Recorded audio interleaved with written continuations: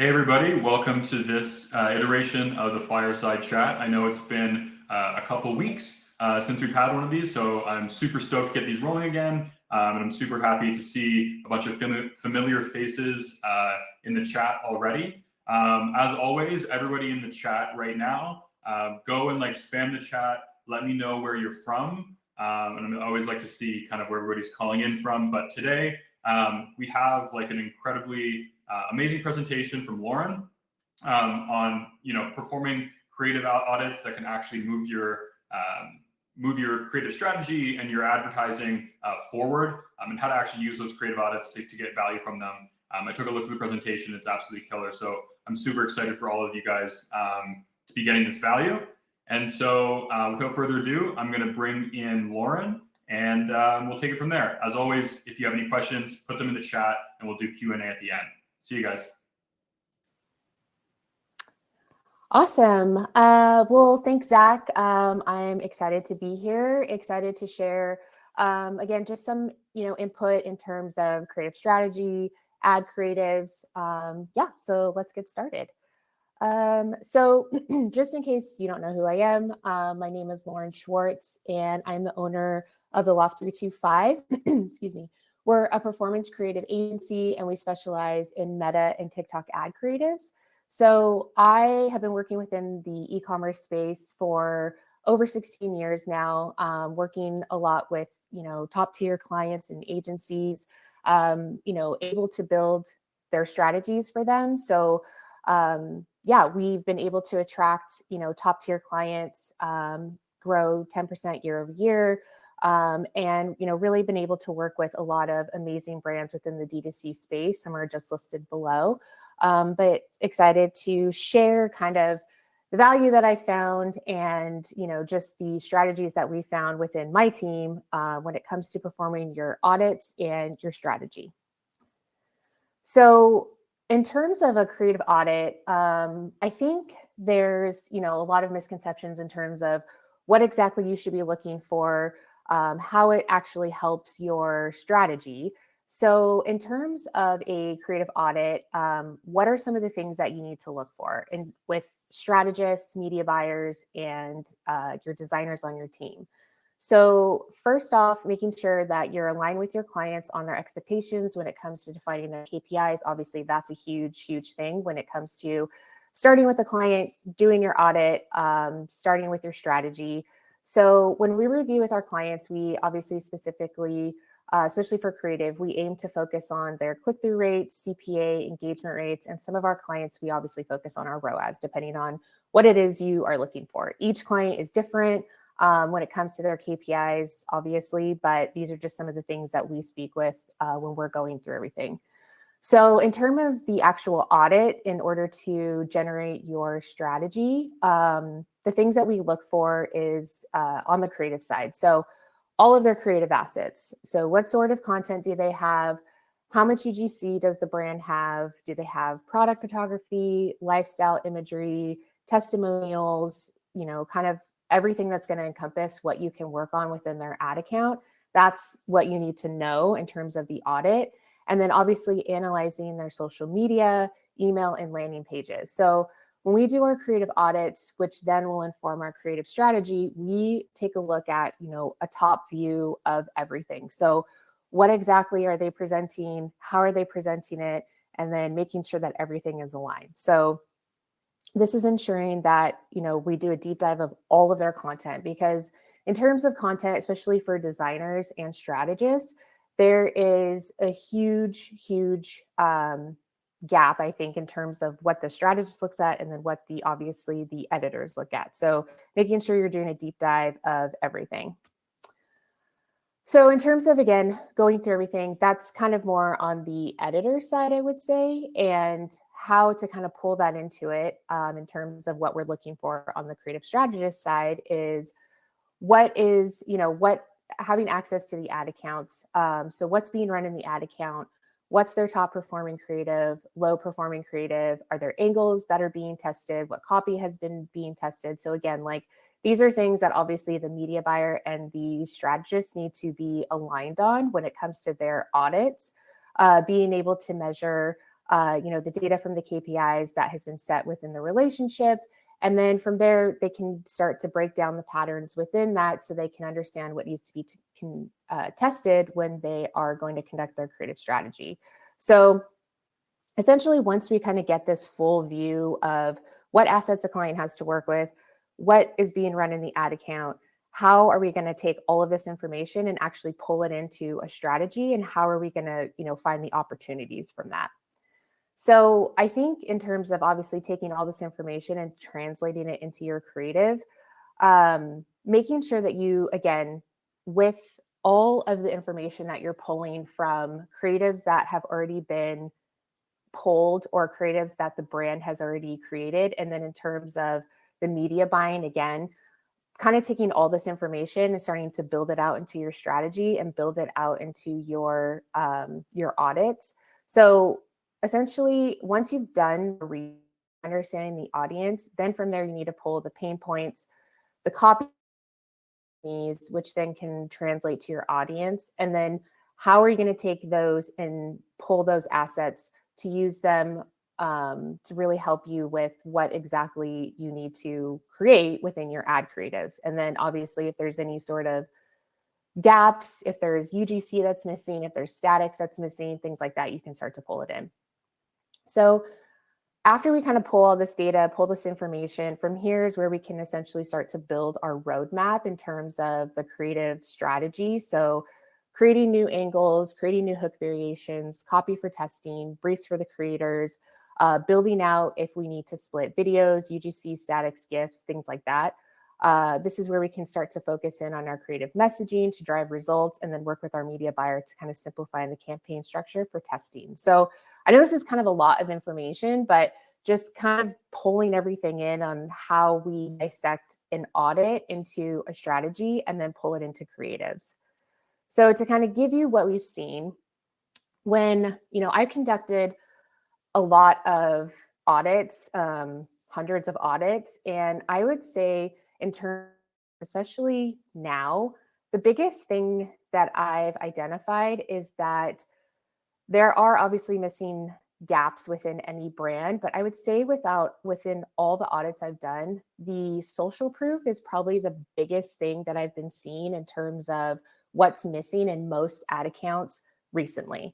So social proof, and then varying their style of creatives. So many brands right now are focused so heavily on UGC that they're starting to miss just the simpler things in terms of statics, simpler things in terms of social proof. So many brands are obviously focused heavily on top of funnel, which isn't bad, but again, they kind of start to neglect the middle of the funnel, which is, again, where I think most of the creative audits that we've done, we've started to implement more of this top of funnel approach, but then obviously mixing in this middle funnel approach within it. So if you have a brand that has a higher AOV, obviously there is a longer consideration period, which leads to brands needing more social proof in their ad creatives. So just to give you an example, we worked with this brand, Talentless, and again, similar thing. It's a pretty expensive brand. It's an apparel company. Obviously, again, there are things that it's an apparel brand. So most of the time it's either do you like it or you don't like it. But with this specific brand, they are a very high AOV. Their price points start from $100 plus. And so in terms of making sure that not only are we talking about the product, but we're also giving proof in terms of why you should buy this.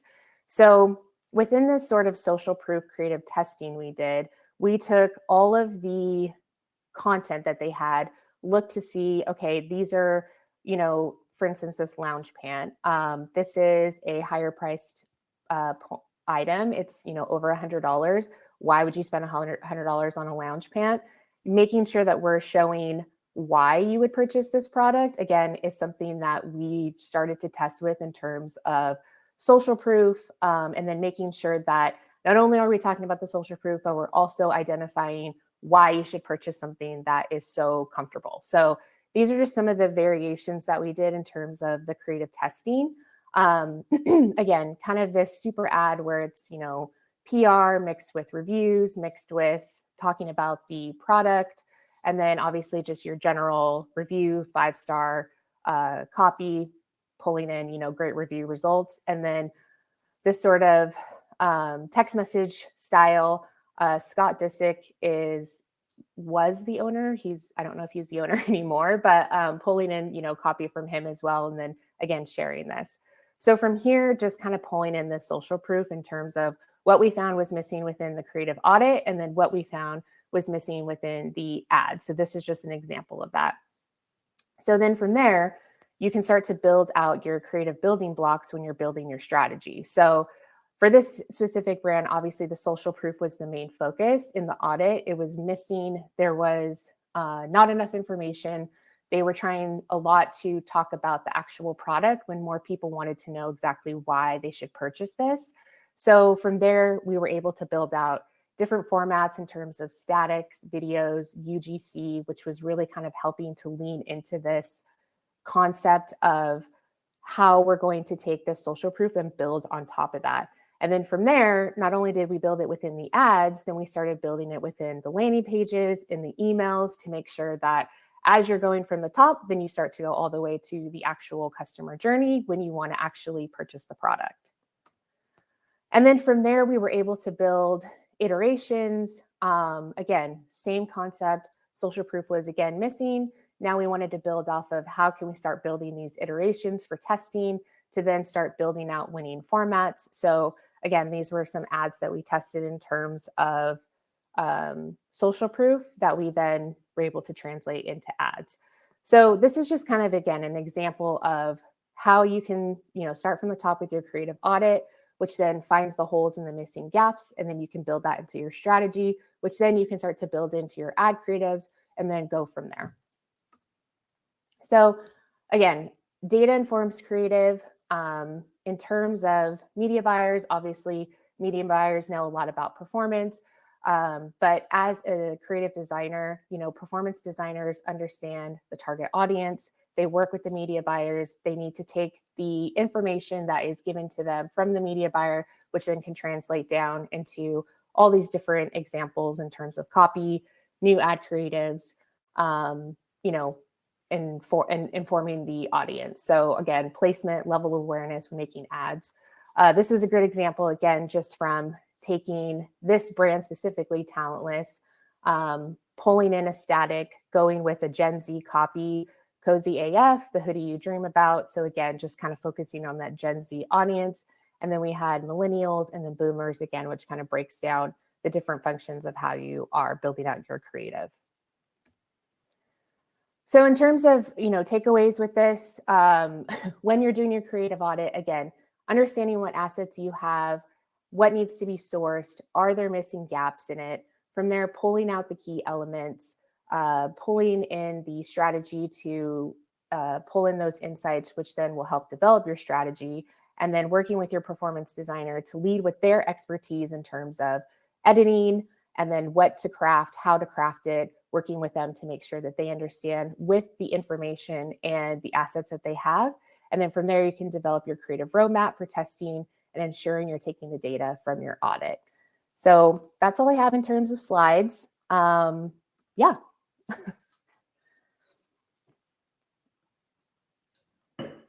All right, awesome. Thank you for that. So I see some questions rolling in here. Everybody, if you do have any more questions, drop them in the chat, and we'll sort of, start to work through these right now. And so like the first one we have is from Peter, and he's just wondering, like, how often do you perform creative audits? Do you have any like rules for determining, how often you are doing creative audits, stuff like that? Yeah, I mean, obviously, when you're working with a new brand, you want to start your creative audit at the initial start of the test. But we actually start to work with audits kind of within a 3 and a 6 month period too, just making sure that if there's new information that's being generated, if there's new findings that we're seeing as we're testing, again, start working on the audit. As you start to grow with the brand and understanding what exactly the brand needs, then from there you can start to iterate, get new creative, new ideas, and then obviously you have to source new content in terms of what exactly you're looking for within your audit as you kind of start to conduct it as you move along with the brand. And then so like how, when you are conducting these creative audits, and you're kind of going to these like creative sprints where you're actually producing that new content. How are you kind of like integrating, like almost like going back to that audit consistently? Like, is there any like processes you have for making sure that, you know, it ends up being something that just like doesn't just get put into a folder or something like that? Yeah, it's funny because I feel like a lot of times, especially with strategists that I've worked with in teams, I do feel like people conduct it at the very beginning. And then from there, it's like you just kind of get within the day-to-day grind and you do forget about it, kind of goes on the back burner. So within my agency, we really do focus on making sure that not only are we checking our audit and our creative and our strategy around the 3-month period. So every 3 months with a client, making sure that not only are we going off of our roadmap, making sure that we're conducting the tests that we need to conduct, clarifying with our clients, and making sure that everything is staying consistent. So I would say usually about a 2 to 3 month period to just make sure that you're going back, checking it, making sure that you're checking all the information that you pulled originally, and then how are you building off of that within each kind of 3-month sprint. Got it. The next one's from Marta. It's kind of long here. So she has a client that has an app platform in the travel niche. They're selling a membership. She's wondering what forms of social proof would you suggest for incorporating if her client A has never been mentioned in press, B only has like dull reviews that aren't really like, you know, those golden nugget reviews that you're trying to find, and she's saying that she could try UGC, but there's a question of like how ethical it is for creators to say they've used the app if they actually do not. How do you approach that? So in terms of a travel niche, I would say, again, working with the brand and having them work with their actual customers. So again, I think a lot of times brands don't really know how to reach out to their customers and ask for solid reviews. This is something that I actually have an app brand that I'm working with. And this was something that we generated where we actually conducted surveys with clients, had phone calls with them, spoke with them, tried to understand, okay, what you like about the service, what you don't like about the service. From there, you can start to pull the information and pull the actual great solid reviews that you need in order to use within your creative. So I think, again, it is doing a little bit more, pulling from your actual clients and pulling from your customers. It's just actually taking that time to do that research and pull those reviews in order to make sure that you're getting solid reviews. Because again, obviously you don't want to have UGC that's not valuable. If it's just someone who has never used the app or never really used the product, then it's, you kind of look at it as, well, it's not really the best form of content. I would say taking that time to actually, get on a call with a customer is more valuable than just doing a UGC video just to make a UGC video. Right. And then, so who on the team, obviously is different if you're working with an agency versus someone in-house, but who do you see is usually the person that's like owning this creative audit on like the execution side, but then also the implementation? So I actually think that the designers and the creative strategists need to make sure they're both conducting these audits, because again, the creative strategist not only needs to understand what assets the editors have to work with, but then similarly to the editors, they need to understand what assets they have to work with that can then help the creative strategist to formulate these new ideas.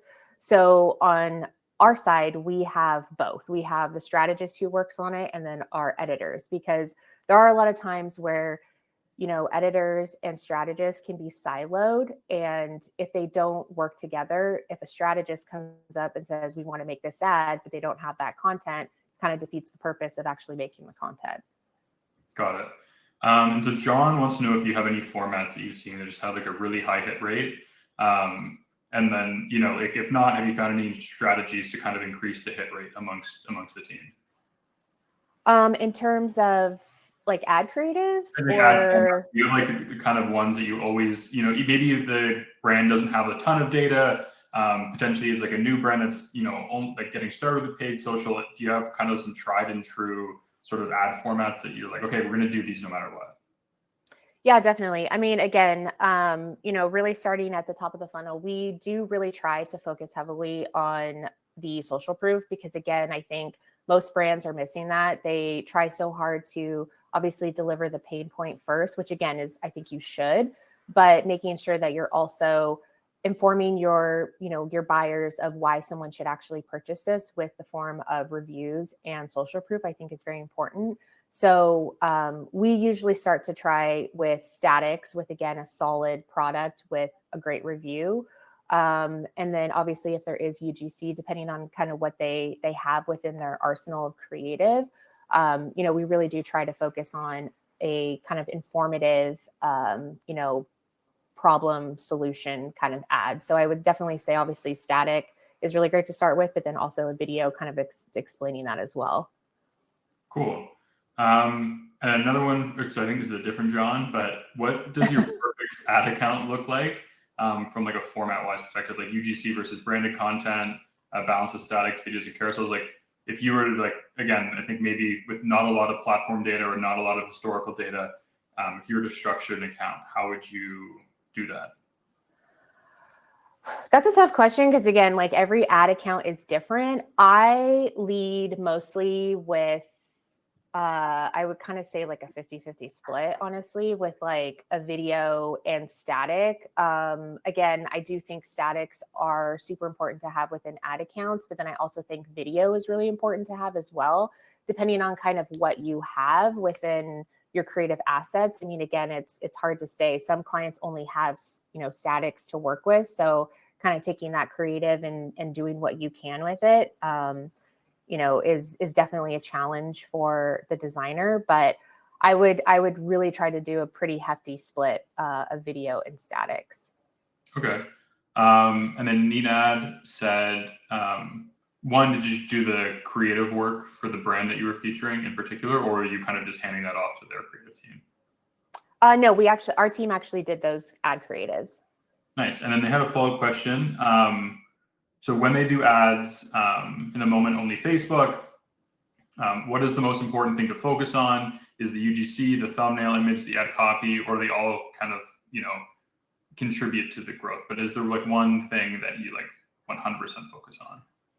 I mean, again, every ad account is different, but depending on what you're trying to test, kind of depends on what it is. For instance, with that brand in particular, we kind of tested different videos first of the lounge pant, kind of to see, what exactly would get the most hits. And then from there with that video, then we translated it into, okay, now we got to pull the best copy. So I guess we technically led with video first. And then from there we went with copy. Right.